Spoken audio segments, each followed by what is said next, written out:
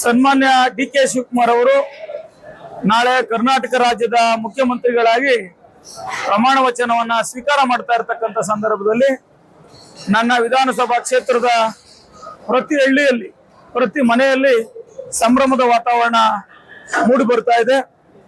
ನನಗೂ ಕಾಂಗ್ರೆಸ್ ಪಕ್ಷದ ಶಾಸಕನಾಗಿ ಬಹಳ ಸಂತಸ ಉಂಟಾಗ್ತಾ ಇದೆ.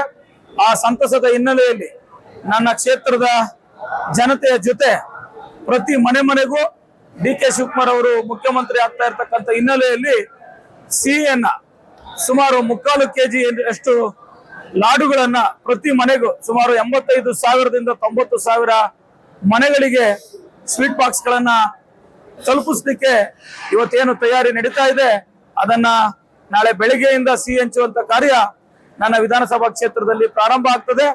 ನನ್ನ ಮುಖಂಡರು ಮತ್ತೆ ಕಾರ್ಯಕರ್ತರು ಇದರ ನೇತೃತ್ವವನ್ನು ವಹಿಸಿ ಯಶಸ್ವಿಗೊಳಿಸ್ತಾರೆ ಅಂತಕ್ಕಂಥ ಭಾವನೆ ನನ್ನಲ್ಲಿದೆ.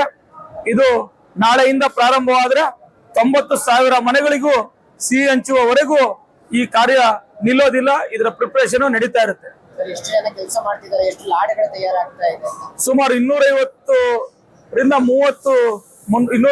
300 ಜನ ಬಾಣಸಿಗರು ಇವತ್ತು ಲಾಡು ತಯಾರಿಕೆಯಲ್ಲಿ ನಿರತರಾಗಿದ್ದಾರೆ.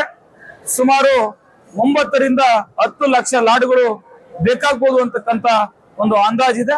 ಅದೆಷ್ಟೇ ಲಾಡು ಆದ್ರೂ ಪರವಾಗಿಲ್ಲ, ನನ್ನ ಕ್ಷೇತ್ರದ ಪ್ರತಿ ಮನೆಗೂ 3/4 kg ಸ್ವೀಟ್ ಅನ್ನ ಪ್ರತಿ ಮನೆಗೂ ತಲುಪಿಸ್ತಕ್ಕಂಥ ಕೆಲಸವನ್ನ ನಾವು ಮಾಡ್ತೇವೆ.